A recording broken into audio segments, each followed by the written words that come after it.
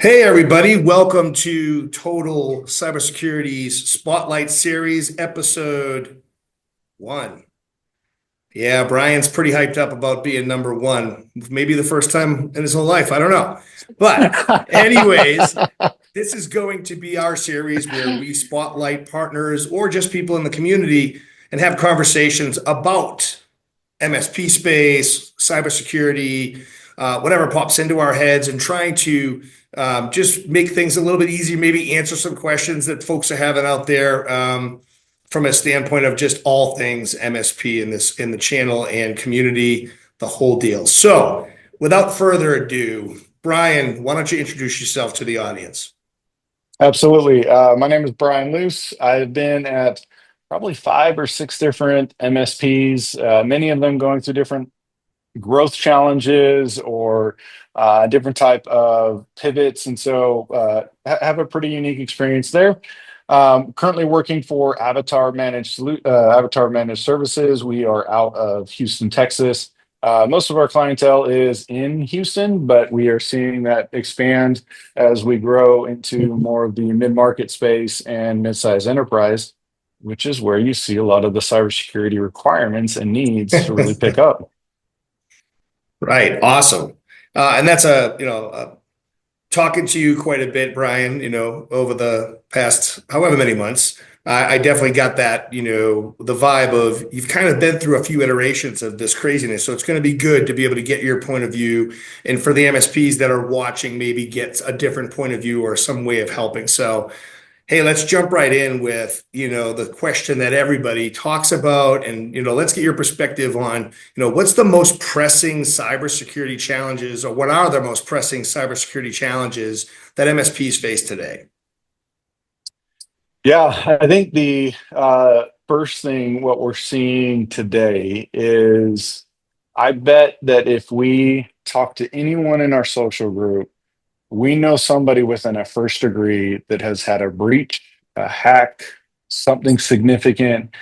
It's We call coming them more incidents now, Brian. commonplace, Incidents. right? No more B Incidents, word. We don't right? say the B word. And so it's becoming so prevalent that we expect it, right? It Mhm. used to be, oh, they're just going to go after the big enterprises. And what we're seeing is some of those incidents are taking businesses down for 2, 3, 4 weeks because there's a few things that require that. You've got security insurance that will need a firm to come in, take a copy and clone those assets. Well, what can the business do at that point in time? They're kind of stuck, right? And so, but they're really not. There's a lot that we have in control to help. Hey, let's help the forensics team, but we can still restore data. We can still restore to the cloud. We can still restore business back into functionality and not let things be so locked up, right? And so there's a parallel path that we can do. And so I think part of this is recognizing and thinking differently that even when incidences occur, we can keep the business continuity up, and that's our job, right? Think creatively. Let me stop you there, though.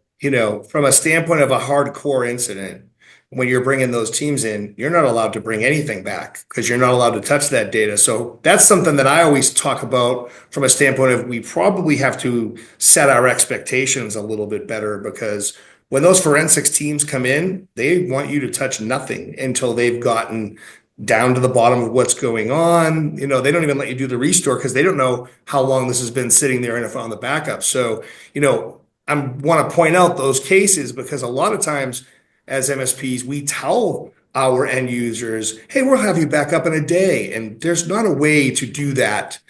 The Yeah. backup will work, but we don't know how many iterations of the backup that incident, whatever that incident was, it's on.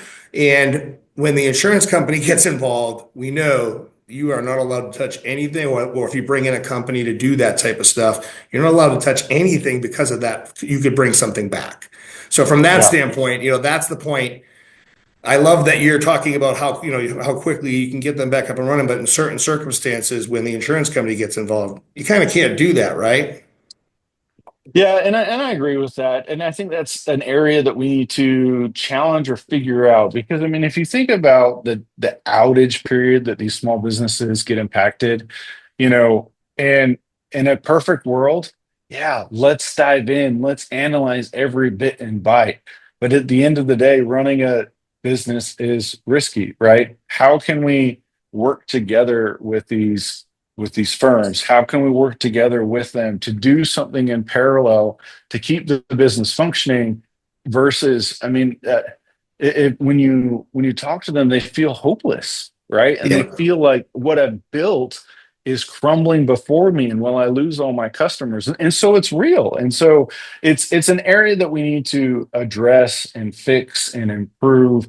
And as I don't want to say as we have more incidences that will get better, right? That's Right, not at right. all the talk track around it. But being able to be creative on finding that restore point and restoring into a different environment. You know, if all your stuff's on prem, restore somewhere else and get the business back functioning to some degree. Back in the day, I used to work a lot with community banks and financial institutions. Now, one thing that they had is they had offline procedures for everything, right? You can't do that for everything, but being able to implement some legacy tactics of what did we do before technology and how can we continue our business going forward. I had a bank president once said, you know, and I was freaking out. We had internet down, a fiber cut. It was lasting like 2 weeks. And I was like, why are you not as stirred up as I am? He's like, hey, I may not be able to open up new accounts, but that branch doesn't open up a lot of new accounts. Still collecting interest on the deposits there. It's really okay. And I was like, all right, see, different perspective and being able to Right, be in tune with which part of the business is impacted based off of the incident. right. And so, whew, there's so much to learn and be involved with. And I feel like MSPs sometimes struggle with this. Where am I? At what stage of the game am I? And so we have the folks that say, I know everything and I got this, and don't really aren't really honest with themselves. And then you have the folks who are completely scared and just bury their head in the sand, right? And then you have the folks in the middle who are mature enough to understand where they are.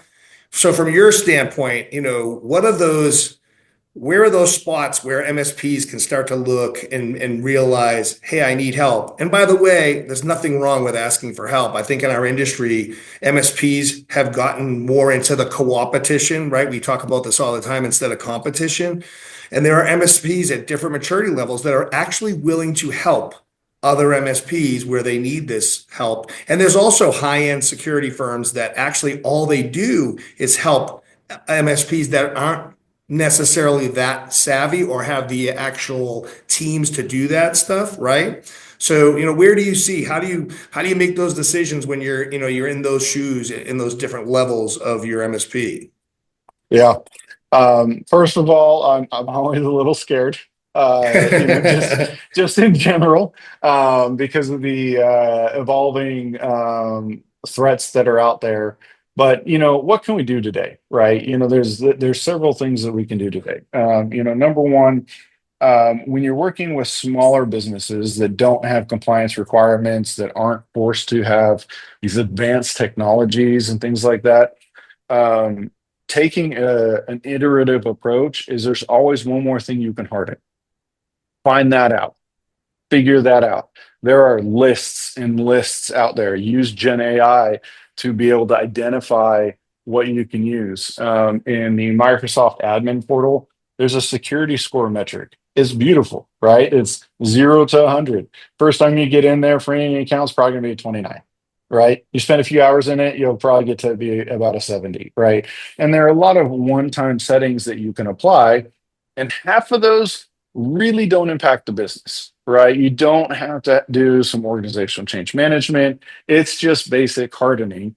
The other half is probably what you would want to do as project work. And like if you're implementing a significant DLP program or anything else like that, mitigating your attack surface. Some of those things can cost more money, will require tools, will require proactive monitoring, regular pen testing and so on.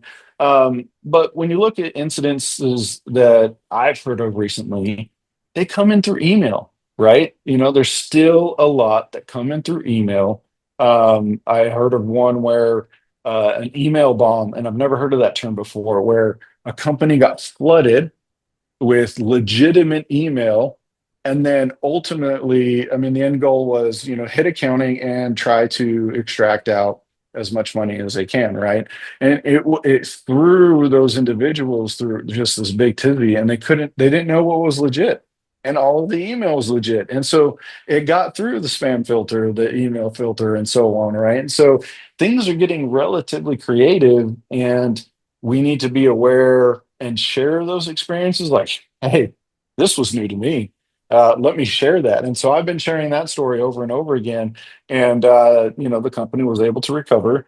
It was something new. Our team was able to put in relatively quickly some interesting blocking technologies within the email filter that was blocking legitimate email, but made it manageable again, right? And so those are some of the reactivity that we need to do when we see those incidences come in, because we need to make sure that the business stays productive, right? If anything's going to slow down their revenue generation, right? Think about if it's going to slow down our revenue generation, whatever we've got to do to stay secure and keep things going. And so it's yes, it's about the tools. It's about the processes. It's about I think a lot of it is our response, right? How do we handle an instant response plan internally with our partners? For example, with one of my customers, I've actually got a 3-part instant response plan that is part total, part avatar, and part customer. And we have a full RACI diagram, right? Who's accountable, who's responsible, and so on. And it's extremely clear who does what. So when something comes up, we can easily jump on a bridge. We know who's doing what, and we know how to minimize that incident pretty quick. That's fantastic. I love a plan, and as the A team, I love it when a plan comes together, right? You always want to have that at the end of the crazy, through the whole show, things are blowing up, things are going crazy, but at the end, I love it when a plan comes together. That's our name of our leadership team, by the way, the A team. The A team. There you go. That's great. So with all this, I was trying to, what's the best way MSPs can explain that cyber risk is directly tied to business outcomes? And I know MSPs need to do that too, but I know that MSPs struggle with this. There's a constant struggle with, how do I go to market without scaring the crap out of people? And I think sometimes FUD's important because it is scary. But what do they do? What's the best way that they can go to their prospects and talk about cyber risk and how it's directly tied to their business outcomes? Yeah, great question. I think if we try to lean too much in with a tool-based approach, or here's all the shiny widgets things, we've all seen that fail, right? Yeah. When you learn that some companies, the board is actually accountable for cybersecurity, that is for community banks, by the way. And so all of a sudden overnight, they had to get educated on what is this cybersecurity. And one of the neatest tools that I like to use was a business impact analysis. Very simple, right?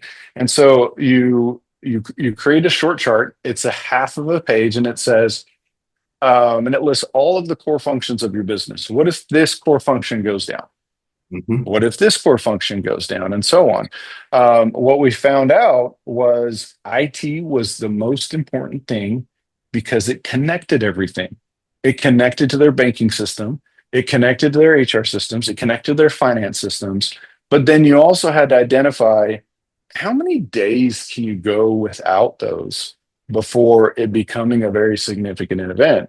And how you measure that, it's not really just kind of in numbers, but what are the regulatory issues and requirements, financial, reputational is probably the biggest, right? And so Yep. when you lose that reputational credibility, it really stunts your future growth. And so when you look at it on what are the major business functions, and then how long can I go without it? And I was talking to another president of a bank, and he's like, "Oh yeah, we can go without email for a week." I'm like, "Really? Can you?" And as we kind of talk through it, he's like, "Okay, yeah, that has to be up first thing because that's how everything communicates." And so when you start there, then you start approaching that not only is outage a risk, right? Well, how do you mitigate, right? Hmm. Back in the day, we talked about bird flu. you know, Now we got COVID. All right, we got a real recent example that everybody knows. Down in Houston, man, we've got hurricanes. That's just a Tuesday, right? We got power outages that last 3 million homes that are out for like a week. Yeah. And so those are becoming commonplace. And so as we design their environment, both from an infrastructure perspective, like be, be in office, but make sure everything can run as if you're from home. But Hmm. also, when you're running from home, do you still have the same protection security when you're running on your kids' network, right? And Yeah. everything that they're Right. doing on their gaming machines and so on. And so, one of the things that Avatar did is we got rid of all of our physical infrastructure. That way, and we've had power outages at this building, and so everybody goes home, but we can still connect through our SASE, right? So Right. SASE will actually create this virtual network between all of our machines, and we can still access everything. We can still access all of our assets. It doesn't matter where we're at. And so Right. we like being in person, but there's nothing preventing us from working anywhere that we need to be. Oh, that's great. Yeah. And, obviously being a total, you get the understanding of a SASE and how it works and what it does. So it's really cool. So what I'd like, since we're going through all this stuff and we're trying to help the MSP community, can you talk about the actionable steps that MSPs can do to align tools, processes, um, and delivery for comprehensive incident response? Because that's important. Is there a way for you to maybe share some actionable steps for that? Yeah. Have your own incident response plan first and foremost, right? Know how it works, practice it, figure it out, have those roles and responsibilities. Um, there is a level of mindset and training technicians to understanding the correlation of events, right? Like one guy sees an incident over here, another guy sees an incident over here. Is it the same thing? And being able to read and interpret what's coming in and being able to know what's the right response. And most partners that you work with will absolutely train you, right? They have Hmm. documentation and documentation. There is no shortage of content that will allow you to do that. And so having that culture of um, being security aware and Hmm. being able to it's being security aware and being curious, right? I feel like I'm always the curious one because I'm asking the question of like what you don't see. Like I see Right. all that you're showing me, but what I don't see is this. And then at that point they're like, oh, okay, yeah, we should look there, Right. And so when you implement your own incident response plan, and then you start training your customers. You can draft and give them a copy of an incident response plan and help them build it. And you're a significant part of it, right? When this Right. happens, these are what you need to do. This is who you need to call, and this is how it happens, including when you start tagging in your cyber insurance carrier, right? There's a decision matrix, right, on when you need to do that. And so there's a lot of tactful stuff for that response for the day to day. And so that's kind of a lot of process, right? Hmm. You need to have tools. so many tools that are out there, so many tools that are great, and they're all evolving and they're all doing a fantastic job. So find your stack, get it installed, get it there. Um, where you may find a challenge with selling, into those environments is go back to what's the risk of the outage, right? What's the business risk, and do we have enough coverage, right? It's like insurance. You need insurance on your business, you need insurance on your car. And so there's a type of insurance that gives you this visibility. Otherwise, you're blind when the event happens. And then the real business risk is you're down for a lot longer of a time than because you don't have the logging, you don't have the visibility, you don't know where it came from. And so the forensics, I mean, they can barely find a needle in the haystack, right? Yeah, they're looking for a needle in the wrong haystack at that point. Right, right. There you go. Yeah, it's interesting because you have experience and from an operational standpoint to help with this and talk about processes, and the importance of process, right? When you're talking about especially cybersecurity in general, how do you tie all this? Oh, you talked about this a couple times, and I'm trying to best way to word what you said, but kind of put it back. We've talked about the importance of proactive cybersecurity, but then we talked about outcomes. But why is it that MSP should focus on outcomes instead of their tools? Yeah, good question. So I think a lot of times when you've been in compliance, there's an interesting word that they typically use in compliance, which is called controls. The best example is when you think of in accounting and finance, if I ask for a large wire transfer, right? And let's say I'm a multimillionaire, I'm going to send Ken $1 million, right? Well, the process of the bank, yeah, he's like, all right, let's do it. The process of the bank should be like, hey, Bryan Luce, I see that you sent this digital request for $1 million to Ken Patterson. Is this legit? And so either A, I say, yeah, absolutely, that's legit. That's the control, right? That's what the bank has to do. From our side and from the MSP side, we get inundated from incidents, alerts, and things like that. But we have to have the controls in place, right? And the control isn't necessarily a response to a ticket, right? We need to do these things regularly, proactively, scheduled, inspect, right? And that's not just a tool being reactive. I joke that the MSP community is proactive, but they're proactively reactive, which means that as long as we get a proactive ticket, we reactively respond to the proactive ticket, right? And so we act to reactively in both mindset and action. But when you really look at controls, that is a planned, scheduled, not a reactive activity. It's doing inspection in these accounts. It's making sure that they're hardened. If you want to talk about left of boom, there's left of boom activities that you can do for hardening and things like that. And so have controls, have a baseline, and identify what those are based off of your customers. You may have tiered customers, right? We do.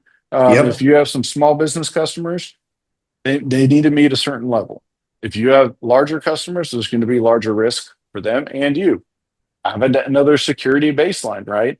It doesn't have to be a SOC standard or an ISO standard or anything else like that, or a Mhm. CMMC. Like 80% of that stuff is relatively the same. Just begin hardening further, and then what you put in place, keep the controls operating regularly. And at that point, you will mitigate so much. It's like that wire transfer. If I didn't authorize that $1 million to Ken, I would have said, nope, it's not, and we're done. It would have been a non-issue. Yeah, you should definitely send that along. I appreciate that. Yeah, yeah, yeah. Once I get to that stage, I sure will. So, I mean, look, we talk about the acronyms a little bit here, right? And I'm going to throw this at you. Every time someone asks me, and hey, come talk about cybersecurity, and I go down this line, and I say to myself, this is what I really want to say. I want to say, I was going to come out here and explain what these things, what all these acronyms mean, but I'd rather light my face on fire and put it out with a fork, right? Because it's confusing. So, all right, Brian, you got SIEM, you got SOC, you got MXDR, you got SASE. Like, when is enough enough? How far is the average MSP supposed to take security for their clients? How many vendors? How many tools? How many interfaces? Should I do MDR or is EDR enough? Right? That's the problem. What's the best way to differentiate, or do you need to differentiate these acronyms and these solutions? What's your thought on that? I think it goes down to what is your risk appetite. So I'll explain that in a few different ways. Um, Many people will run businesses at a very, very high risk, and they are totally okay with that. That's not me. That's one of the things that prevents me from, going, running, and starting a business is I have a very low risk tolerance compared to others. I like to have things safe. I like to have things operationally secure. I like things green. And I had an MSP owner ask, well, when do we need to have SOC compliance or ISO compliance or things like that? My customers are getting it, and I was like, "Do you want the real answer, or do you want what you should do?" I said, "The real answer is what typically happens is when your revenue starts to become in jeopardy. Like you can't sign on new customers, and so therefore you've got to have the regulatory compliance in order to do it. That's typically the trigger. However, you should be approaching that progressively over time, reduce your risk, but you really need to assess what's your risk tolerance. And you're really presenting that risk to your customers, right? It's not your own risk. And so your customers need to know what that risk is too. They're trusting you with a lot of things. You have access to their entire environment. And so, Mhm. really, that risk tolerance and threshold has to be mutual between you and Mhm. your customer. And that's the bar. Agreed. And so let's break away a little bit, and try to talk about, you know, what are some ways that MSPs can work with vendors to better prepare themselves for this type of stuff, as far as, go to market, whatever it may be. I know that Total does, some of this stuff, right? We'll work with you. We'll do go to market, things. We'll show you how to take our solutions and bring them to the end users through an education and enablement. But what do you see as a whole? What's the best way for MSPs to work with their vendors to do this stuff? First and foremost, ask for help. I mean, if you have a really Yeah. hard time Hmm. doing that, I think they every good partner that I've had has had so much great collateral as it relates to education and things like that.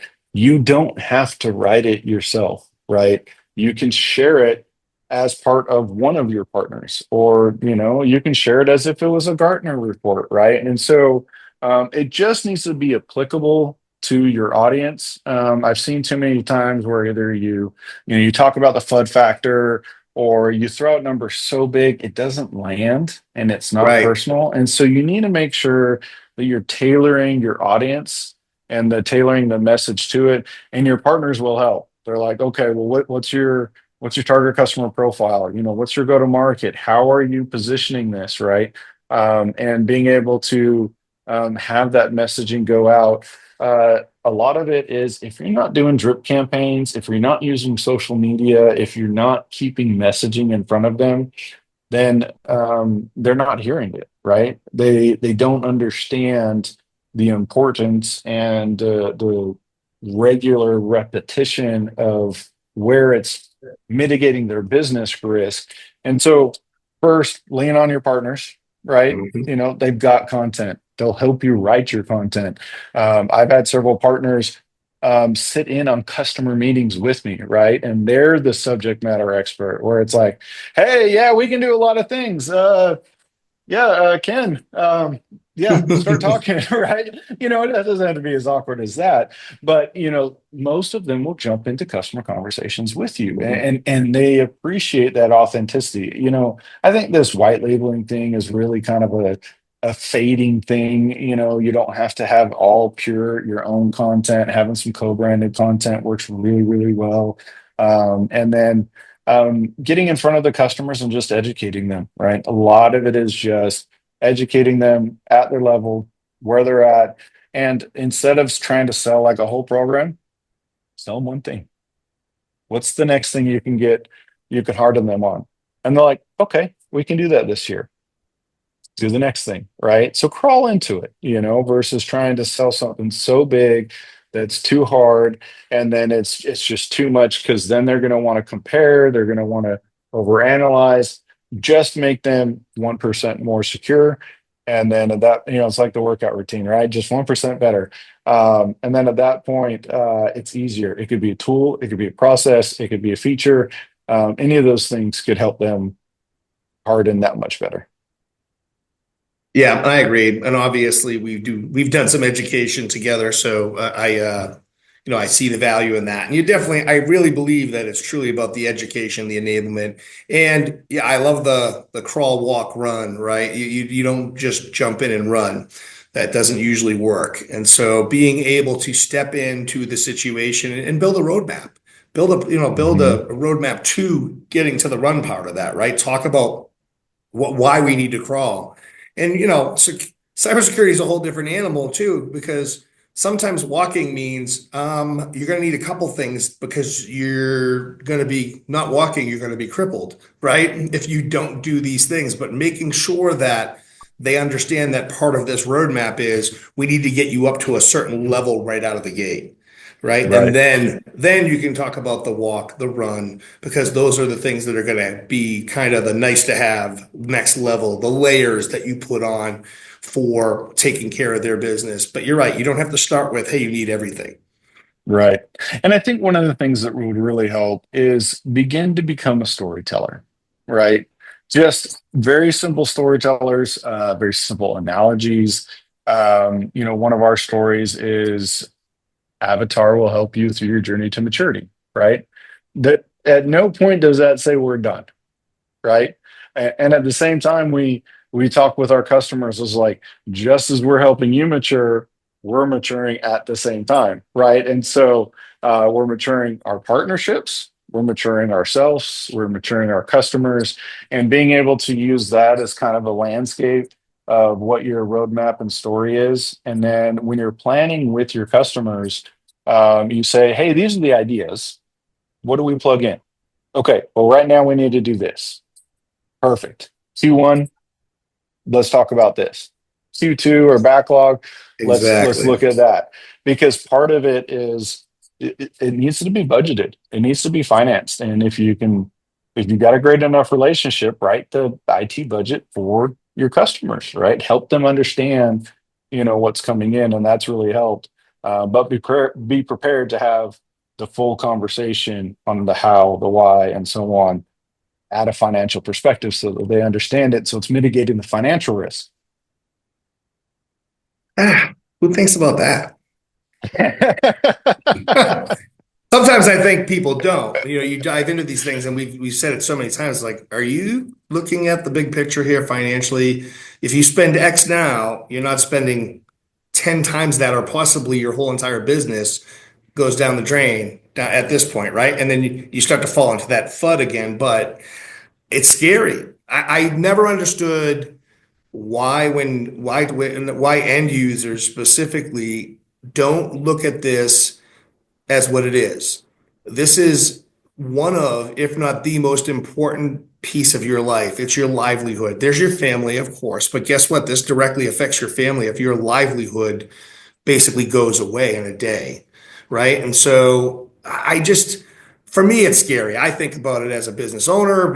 Even when I was an MSP, I don't think I'd be sleeping now. I don't know how you do it, Brian. I don't know how MSPs do it now, because the liability is bigger, right? It's a bigger thing than it ever has been. And education is so much more important. I mean, that's where I think the community as a whole is starting to push in the right direction. We're seeing a lot more education out there. We're seeing a lot more people on social just helping to explain and point people in the right direction, get them to the right resources, and that's key. From your perspective, is there any, what are some great resources for MSPs to look at, in your opinion, for getting help when, going down this road of either enabling them for cybersecurity or just being able to talk about it regularly from a social perspective? What are some great resources that you might have? And I know I put you on the spot. I didn't prime you on that one. Do you ever prime me on anything? I doubt it. No, no, no. Obviously, there's the Google approach, right? Just do some of your own research. Get involved with a community, multiple communities. Mhm. I have a tactic that I like to do when I go to community events is I say, as I look through the list, I say, I want to find these 5 people. So I want to talk to them and I want to build a relationship. And I want to talk to these 5 companies and I want to talk to them and I want to build a relationship, right? And you attend the event and so on, but you target them, you figure them out because you kind of know that they are the thought leaders, right? They're the people who you want to know. And I think that's how you and I started, right? You and I chatted and we got connected and then we just never stopped talking, right? And that has helped me so much to understand what the threat landscape is and to be able to ask for help because now I'm asking friends, right? I'm not asking like, hey, I'm not asking it in such a way and in such a public way of like, I don't know what I'm doing, right? I'm asking it in a way that's in a very safe place. The other thing is like use Gen AI, right? Use Chat GPT. And the reasons why I ask that is, or I mention that is it becomes the subject matter expert. And you can have 4 meetings in a 30-minute session by just having questions back and forth. And you know what? It never gets tired of the question that you just can't seem to get answered. And you're just rephrasing it over and over and over again. So, I used to talk to myself and record video and kind of dialogue back and forth. Well, this is much, much better. And you can tell them be a cybersecurity expert, focus on an MSP at from 5 to 10 million. What are the biggest risks in cybersecurity? How can I mitigate them? Don't copy and paste everything, but use that as a way of creativity to identify what can you do next in your business from your capacity, from your skill set, from your revenue, right? I mean, every business is at a different perspective. There's always something that you can do, but you're limited on time, money, capacity, skill set, and so on. And so using all of these resources absolutely help. And when you're at these community events, sit at random tables. Don't stick with one person. Talk to different Yeah. people. And Right. then I don't know how many people you've introduced me to, right? Like, hey, Liz, you need to go talk to this guy. You need to talk to this guy. And then he drops me off and then he goes and talks to someone else. And then I'm talking with him for another 15, 20 minutes. And then we build a great relationship. And that has helped me so significantly to understand what they're going through so that I can bring it back to my team and say, hey guys, this is what I'm hearing. This is what I'm seeing. Are you seeing the same thing? Oh, okay. Yeah. What should we do about it? Right. And then at that point, you can create a plan. Right. And once you get that part of the plan done, build the next piece, build the next piece, build the next piece. Yeah, and I love that you obviously you know where my heart is, right? Community. You mentioned events, you mentioned community. Going to events is a big part of being an MSP, and I believe that some of it gets lost, right? Because there's going to be 600 events next year, and people get crazy with that.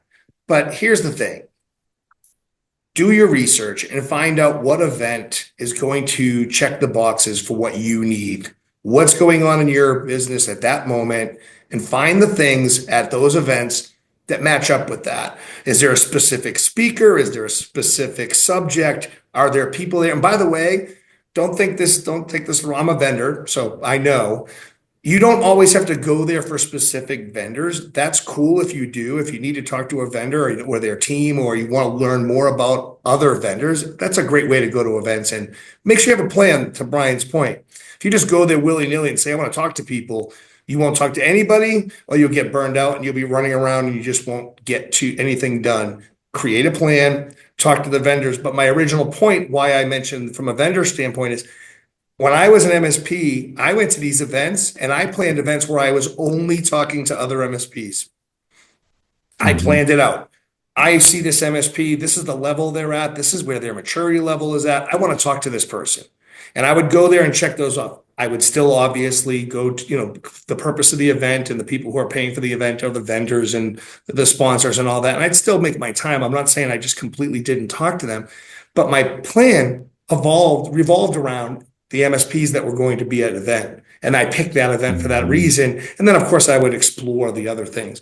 Again, what is it that you need at that time? At the time that I did that, I was looking for a way to get from 1 million to 3 million. And I wanted to talk to folks who had done it, been there, and could help with that path. That was the time. Now, if you're looking for new tool sets, if you're looking for guidance, you're looking for coaching, find out what your needs are and see who attends these events, what the success rate has been, talk to folks who've been to the events, and then plan accordingly. I really feel Right. like that we're missing some opportunities, because I know there's people that don't go to events at all because they're like, oh, all they do is pitch you there. Okay, and maybe that's right. Maybe there's a certain event that just didn't have any value for what you wanted, but I don't think we're doing our homework when we make those statements. Yeah, I agree. I had a really neat event where I made real fast friends with someone. They office out of the DFW area, and the next time I was in the area, I went and visited him. I visited his shop. Got to know his partner. He toured me around, and he's like, "Yeah, these are kind of some of the problems we're having. What are you doing?" And then I'm like, "Yeah, I'm kind of Mhm. having some of these problems. What are you doing?" But what was interesting is we met at an event. But then they were local enough that the next time I was in his area, he's like, "Dude, stop by. Let's hang out for a while." Right. Right. And it was, and I swung by, and I had an hour. Right. It wasn't a lunch. It wasn't anything else. He introduced me to his team. He was about the same size of a company we are. And it was just raw, authentic. It was just like, yeah, these are the problems we having. Are you having those problems? And it was just super helpful. When you're at these community events, you're not going to bump into the people you want to talk to. You really aren't. You find the one or few, you find those super connectors, and then I've asked Ken before. I was like, hey, you know, I need to talk to someone like this, right? Like, who do you know that you can introduce me kind of in this area? He's like, I got the guy. And then he connects me, and then there we go. Right. And so being able to be open and dialogue about that Mhm. will help accelerate you and will save you years worth of time, honestly. Right. We just can't figure it out by ourselves. Uh, I owe everything to other MSPs. And for me, I was, especially back in the past, it's starting to open up now, but that whole competition thing where I'm not going to talk to that guy, he's my competition. Oh, that whole castle mentality, they're going to steal my secret sauce. I think we're evolving, and we're starting to see less of that, but I still see hints of it. And I just want to let people who know, if you're watching this, if you don't get out there and you don't meet those people, you don't know. You don't know about your competition. You don't know what they're doing. All you can do is assume that they're trying to come after your customers, which, by the way, mostly isn't happening. There's plenty of business out there for us to be in a co-opetition as opposed to a competition. We talk about it all the time. And I went to events. I mentioned, I'm not afraid to tell anybody where I fell down, where I stood up. How else is anybody going to learn? And it's how I learned. I went to events and met some of the greatest people on this earth, which are other MSPs. And when I started to open up this idea and learned about traction, I learned about, Yep. I learned about the ways that people were running their systems. By the way, traction is life changing. If you don't know what traction is, and it could be traction, it could be Patterson, it can be, as long as you're doing some form of EOS, and if you're not Mhm. doing that, look into it. It'll change your life. And I'll tell you this too, it hurts. It hurts in the beginning. It's painful. I'll never take that part away from anybody. It's painful. And get a facilitator. Don't do it yourself. I've only seen a few people self-facilitate really well. But anyway, those changes took me from that 1 million to 3 million to 5 million to 7 million much faster than it took me to get to the 1 million. That 0 to 1 is the hardest. Those of you going through it, I feel your pain. It takes time. Don't give up. It's really hard. That 1 million mark is always the one where you're like, it's never going to happen. And then boom. And then after that, you have to start figuring out all kinds of things. And by the way, the 0 to 1 million, when you get up to 2 and 3, the problems get bigger. So let's just talk about that too. So you want to have things like EOS in place, and you want to be able, it's just different problems, right? You're just learning how to change and evolve and grow, and you're going to do different things, but it's well worth it. So make sure that you go to events and talk to other MSPs. And I don't care if they're in your backyard. How do you know that they don't do something you don't do? They do something you don't do. You do something they don't do, and you could start to get more business that way. There's just so many. Or you could acquire them. They could acquire you. Dude, things could change. You might go to work for them. They might come to work. There's so many things that can happen. All that is way better than sitting by yourself in a room going, nope, nobody's getting to my secret sauce. And eventually, Right. it's okay. Nobody wants your secret sauce, and it becomes a problem. Right. Right.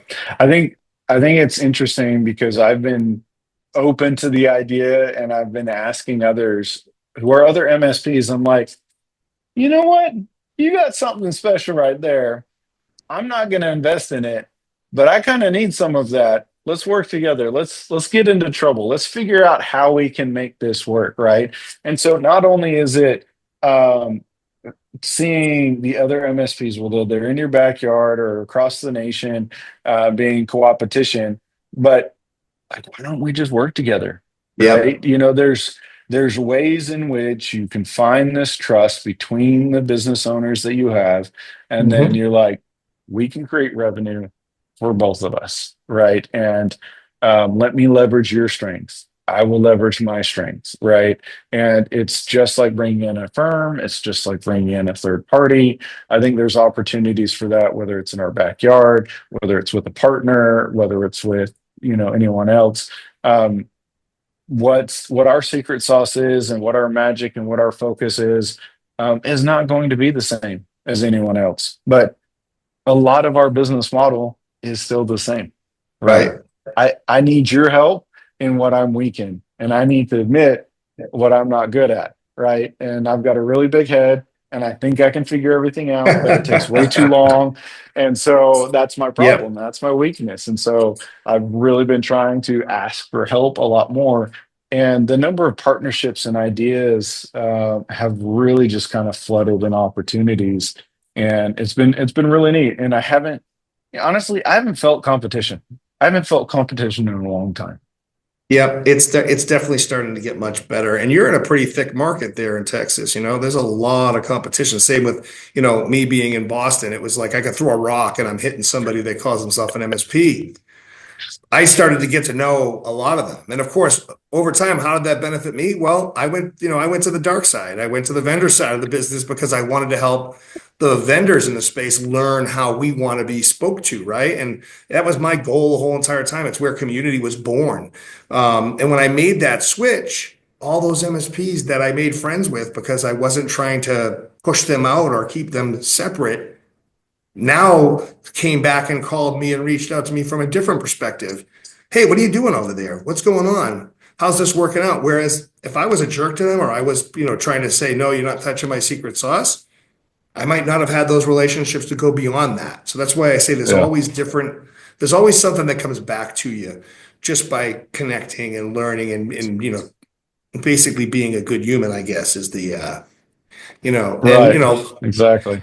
don't always assume that the competition is thinking, I don't want to talk to that person, right? That's not always how it works out. You can find ways to make connections. I had the best story, Brian. I love telling other people's stories. I had a friend of mine that was trying to open up an MSP in a different city, and he's like, "Yeah, I went into the local shop, the local computer shop, and said, 'Hey, I'm coming into town, but I don't do what you do.'" And he said the guy screamed at me, told me to get the hell out of his shop. And he was perplexed. He's like, man, I was actually going to try to find a way to work with him. I said, hold on a second. Let me just give you a scenario here, because here's something why you don't assume things.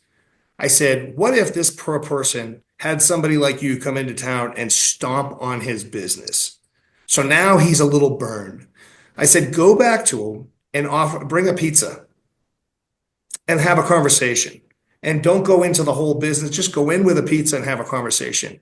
And it turned out that this person actually had not one, but two companies come in and just beat him up. So obviously he had this mentality. So he wasn't a bad guy. He was just someone who got beat up a couple of times and didn't want to hear another company come in and try to say those things. And then they formed a relationship. So the other side of this is, don't assume because somebody's a little gruff at first or a little tough at first that they're just bad people. It could be that they had a bad experience and they're just a little burned, almost like Yeah. MSPs in general, how, when vendors try to first call an MSP and we like, no, we don't want to talk to you. And it's like, wait, these guys are mean. It's like, no, MSPs have been burned so many times. And I try to flip that around too and talk to MSPs and say, hey guys, same thing. Do you really want to tell every vendor that calls you to beat it just because you've been burned a few times? Hmm. Like, you got to also give people a chance to have a conversation and hey, listen, if it doesn't work, it doesn't make sense, cool. But Right. I feel like we got to start opening those communications back up. It's okay to say to somebody, yeah, I'd love to hear your spiel. I'm using somebody, but I'd love to hear what you got and have the conversation and then be honest and say, okay, the solution I'm using does exactly that. I like your approach. That was pretty good, but it's just not something I'm looking for now. And both sides can have that conversation and move on. That's where I think we need to Exactly. get to. Exactly. I'm always open and honest, on those. Like, I don't know how to not be transparent. Like, I just can't keep things straight if I try. Right. Yeah. Right. Um, Back to your pizza experience. One of the things that I was thinking on is like, what can I give away that has nothing to do with my business that I would Yeah. get absolutely no return? I bought 2 boxes of Traction and Get a Grip.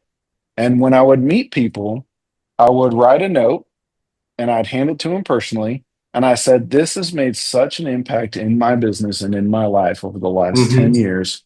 I know it will yours. And it has nothing to do with my business. It's not asking for anything in return. I probably should add a pizza to that. That would probably go a lot further. And then, Yeah. I've expanded that recently to. I've got a friend who wrote 3 different cybersecurity books, right, for Nice. different audiences. And so I was like, I'll take 3 boxes of each. And he's like, are you serious? I'm like, yeah, because I want to hand those out to people who are interested or just don't understand or who are curious, and then it's just an honest gesture, right, of educating, right, in cybersecurity. How do you respond? One's written for an MSP, one's written for like a business perspective. And this is one of those guys that, in LinkedIn, like, they have all of the CISSP, Yeah. behind his name, and it goes on for like 3 lines, and has all those certifications. But just a brilliant individual, but has simplified it into business risk, into how do you apply this at an MSP. And when you give that information out, it allows them to learn on their own time. You don't get anything out of it. They can ask you questions. As it relates to Traction and EOS, call me. 10 years, been playing with it. So self-implementing, I'm an integrator. I really identify as an integrator if you really want to slice that in a particular way. And so I will be happy to jump on any call if anybody would like to. So it's Love changed our that. life. So ending with community and talking about that, everybody make sure that you reach out to Brian and connect with Brian. You can always connect with me. That's the beautiful thing about this community and this industry is that we do have a really strong community. Yes, there's negatives in every community, but there are people who are willing to help. If you ever need anything, you can reach out to me directly. You can find me on LinkedIn, find Brian on LinkedIn. Brian, what's the best way to get a hold of you? Is it LinkedIn or is there, any way that you'd want to throw out there for someone to get a hold of you? Yeah, LinkedIn works great. I watch those messages relatively quickly. As soon as I see it, I send over my cell phone number and then we get connected. So, I mean, really, really quick. Everybody can see me on LinkedIn, look me up. So, that's the best way to reach me. Yeah, and again, it's a community. It takes us all to do this stuff, and we really are all pulling together. If you find this content, great. Make sure you send us a note, connect with us, see what's going on. I work at Total clearly, but I'm here for the community as a whole, and Total is a big part of that. They want to make sure that the community is secure, and we're trying to find the best ways to do that. And work with partners like Bryan who can help us educate everybody in the community, right? Not just Total partners. We'd love for you to be a part of Total. We have a great partner program. We have all kinds of cool stuff that we're doing to build community. And that's my whole spiel. I'm a community guy. I'm all about bringing us all together and making sure that people are safe and secure. On every level, not just the security level. So really appreciate you, Bryan, coming on and taking time out of your day, because clearly as MSPs, we know how busy you all are and the time that it takes to do this. So it just shows again how much you give back to the community as well. So great having you on the show, the first episode of the Spotlight series for Total. Thank you very much, and looking forward to doing some more cool things next year. And I hope everybody has a happy holiday, and we'll see you at the next one. All right. Take care, Thanks, everyone. guys. See ya. Bye bye. Bye.